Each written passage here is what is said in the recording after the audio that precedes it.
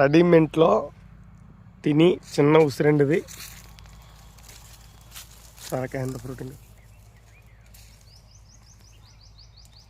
చూడాలి రకమైన ఫ్రూటింగ్ రెడీమేడ్లో ఏర్పాటు చేసామండి.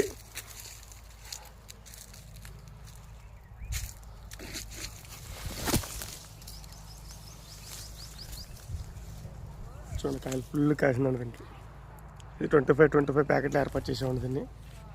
చిన్న తిని ఉసిరండిది.